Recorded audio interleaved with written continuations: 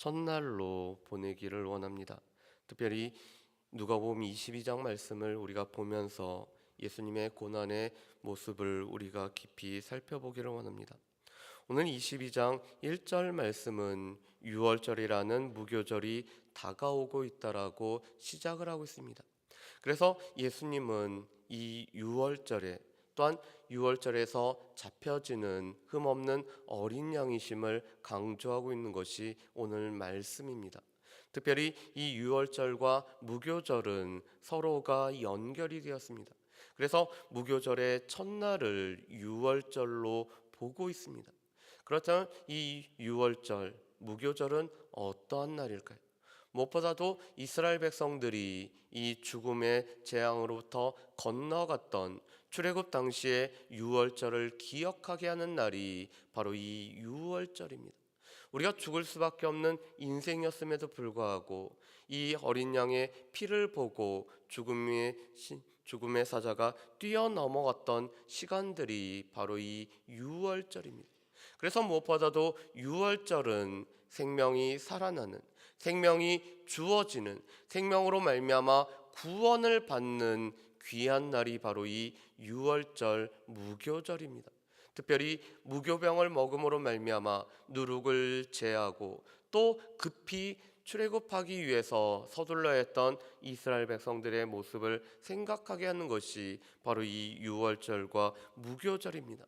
그렇지만 이 유월절과 무교절에 오히려 생명을 죽이려고 했던, 생명이 주어졌고 또한 생명을 기념하는 날에 생명을 죽이려고 하는 자들이 있었음을 보게 됩니다. 우리 말씀을 한번 보실까요? 우리 2절 말씀을 우리 같이 한번 읽어보겠습니다. 2절 말씀입니다. 대제사장들과 서기관들이 예수를 무슨 방도로 죽일까 궁리하니 이는 그들이 백성을 두려워함이더라. 아멘. 오늘 2절 말씀에 보면 예수님의 생명을 취하려고 했던, 생명이 주어지는 날에 오히려 생명을 취하려고 했던 대제사장들과 서기관들이 있습니다. 그런데 오늘 그들은 무슨 방도로 예수님을 죽일까 궁리하고 있습니다. 그런데 이 궁리하다는 단어는 미완료 시제를 사용하고 있습니다. 완료됐다라는 것은 일이 다 마쳤다는 것을 뜻하죠. 그런데 미완료라는 것은 일이 맞춰지지 않고 계속적으로 찾는다라는 것을 말하고 있습니다. 이 대제사장들과 서기관들은 예수님을 어떻게 하면은 죽일까를 계속적으로 찾고 있었습니다. 그런데 오늘 2절 하반절 말씀에 보면은 그들이 백성들을 두려워했다라고 말씀합니다. 왜 그랬을까요? 예수님이 예루살렘에 입성했을 때 수많은 사람들이 호산나 하며 예수님을 맞이했기 때문에 그랬습니다. 많은 무리가 예수님을 따랐기 때문에 그렇습니다. 많은 무리들은 예수님을 환영했을 뿐만 아니라 이 예수님이 우리를 구원하실 분이라고 여겼기 때문에 그들을 두려워한 나머지 예수님을 어떻게 죽일지 계속적으로 찾고 있었던 것이 바로 대제사장들과 서기관들이었다라고 말씀합니다. 그런데 이 말씀은 아이러니하죠.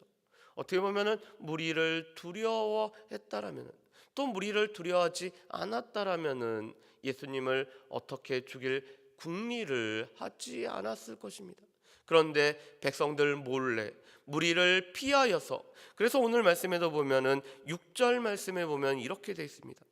유다가 허락하고 예수를 무리가 없을 때 넘겨줄 기회를 찾더라라고 말씀합니다. 이 백성들을 두려워하고 무리를 두려워했기 때문에 무리가 없을 때 예수님을 넘겨주려고 했던 이 대제사장들과 서기관들, 그리고 가룟 유다의 모습을 볼 수가 있습니다. 그런데 안타깝게도 그렇게 예수님을 어떻게 하면 찾을지 궁리하고 있던 이 대제사장들과 서기관들에게 예수님의 가장 가까이 있었던 제자였던 가룟 유다가 배반을 하죠.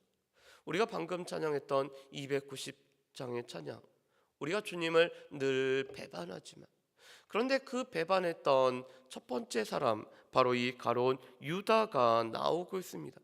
그런데 오늘 3절 말씀에 보면은 이렇게 말씀합니다. 우리 3절과 4절 말씀을 우리 같이 한번 읽어보실까요? 3절과 4절 말씀입니다. 같이 읽습니다.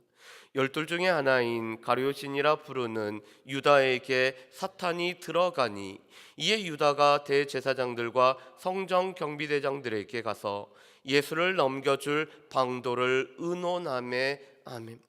오늘 3절 말씀에 보면은 사탄이 들어갔다라고 말씀합니다. 사탄이 우리를 직접 공격하는 방법들이 있는데 우리의 생각과 우리의 마음에 들어감으로 말미암아 잘못된 생각, 잘못된 계획들을 넣어주는 경우들이 있습니다. 그런데 오늘 사탄이 이 유다에게 들어갔습니다. 그런데 오늘 말씀을 준비하면서 오늘 말씀을 재밌게 설명한 것을 보았습니다. 우리 마음 문에는 바깥에서 여는 손잡이가 없다고 합니다. 다시 말해서 우리의 마음 문은 우리 안에서 열거나 닫거나 하는 것인데 오늘 이 사탄이 마음으로 들어가기 위해서는 가룟 유다가 그 마음 문을 여는 작용이 있었고 그가 문을 열었을 때 사탄이 들어갔다라고 이렇게 해석을 했습니다. 여러분 어떨까요? 우리의 마음은 요한계시록 3장에도 보면은 예수님이 우리의 마음문을 두드리고 계시는데 그 마음문을 여는 것은 우리의 주권적인 의지, 우리의 선택에 관련된 부분입니다. 우리가 마음문을 닫을 수도 있고 열 수도 있는데 그것은 예수님뿐만 아니라 사탄에게도 동일하다라는 것입니다.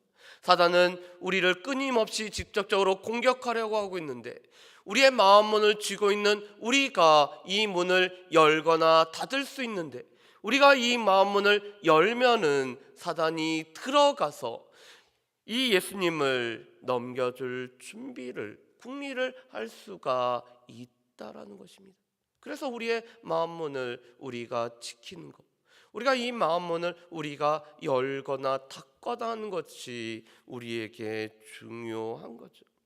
그렇다면 왜 가룟 유다는 예수님을 배반하고 3년 동안이나 함께 살아갔던 예수님을 배반을 했을까요? 많은 사람들이 그 문제로 고민을 했습니다. 그리고 이 가룟이라는 단어가 이스카리옷이라는 단어이기 때문에 아마도 열심당원이었던 이 가룟 유다가 예수님의 모습을 보고 자신의 생각과는 다르기 때문에 예수님을 넘겨주었을 거라고 학자들은 생각하기도 합니다. 그렇지만 대부분의 학자들은 이 가룟 유다는 무엇보다도 돈을 사랑하는, 돈을 좋아했기 때문에 그 돈을 예수님보다 더 사랑했기 때문에 예수님을 돈 30에, 은 30에 팔았다고 보고 있습니다. 그래서 오늘 5절 말씀에도 보면은 그들은 가룟 유다에게 돈을 주기로 서로 계약을 맺고 약조를 하고 있는 것을 보게 됩니다. 누가복음에 보면은 돈에 관련된 부분들이 여러 차례 언급이 되고 있습니다.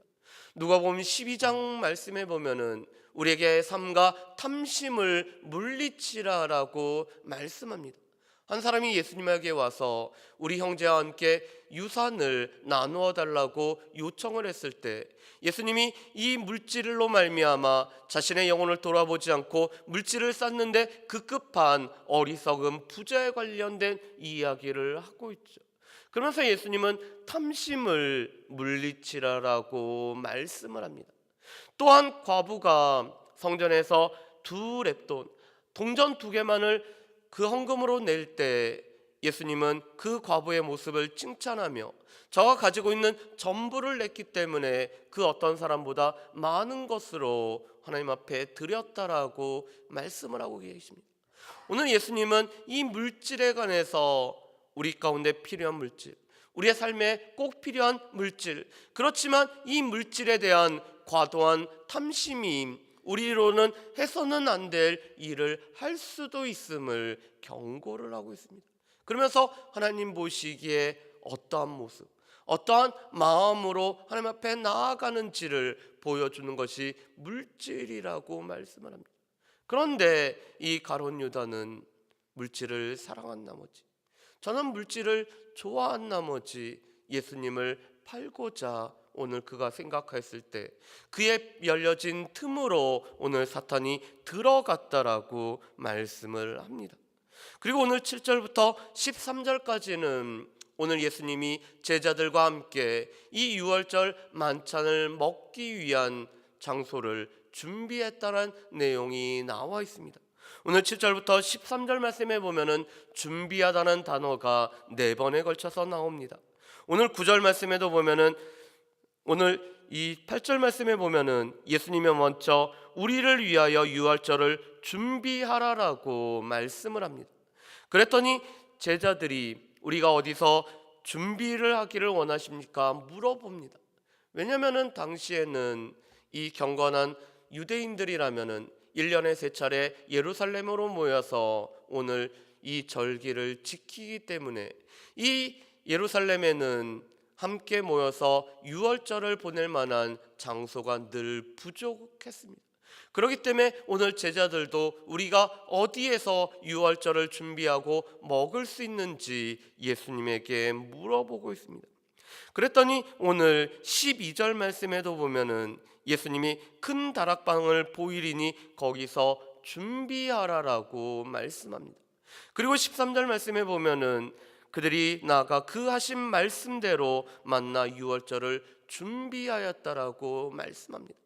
오늘 7절부터 13절까지 준비하라는 단어를 4번에 걸쳐 오늘 씀으로 말미암아 오늘 예수님 자신이 이 잔치를 준비하기를 원하셨던, 특별히 많은 사람들에게는 세상의 죄를 지고 가는 어린 양으로서 예수님 자신이 죽음을 준비하셨던, 우리 가운데 이 유월절 만찬을 먹게 하기 위해서 준비하셨음을 말씀을 하고 있습니다. 또한 제자들은 그 예수님의 말씀대로 유월절 식사를 하기 위해 준비를 하고 있습니다. 그런데 오늘 예수님은 베드로와 요한을 보내며 물동이를 지고 가는 사람을 만날 거고 그가 큰 다락방을 준비하고 있다가 내어줄 것을 말씀을 하고 있습니다. 예루살렘에 입성할 때도 예수님이 나귀 새끼를 타고 오실 때 주가 쓰게 했다고 하실 때는 나귀 새끼를 내어줬던 사람이 있었죠. 오늘 이 말씀에도 보면은 이 다락방을 내어줬던 사람이 있었고 그 내어줌을 통해서 예수님의 준비가 온전히 이루어졌던 모습을 볼 수가 있습니다. 그렇다면 이것은 우리에게도 말씀을 하고 있습니다. 주님도 준비하셨고 주님의 제자들도 준비하였고 그렇다면 우리 또한 준비를 해야 된다는 것입니다. 주님께서 쓰시겠다라고 말씀할 때, 주님께서 거하겠다라고 말씀하실 때, 주님께서 이 고난주간을 통해서 우리의 삶을 받으시겠다라고 말씀하실 때 우리 또한 준비되어 있어야 되고 주님이 원하실 때 그것을 내어드릴 수 있어야 된다는 사실을 우리에게 말씀을 하고 있습니다. 우리는 얼마만큼 준비가 되어 있을까요? 우리는 이 고난주간을 맞이하면서 예수님의 이 죽음을 기억하면서 우리의 삶을 내어드릴 수 있을 만큼 우리는 준비가 되어 있을까요?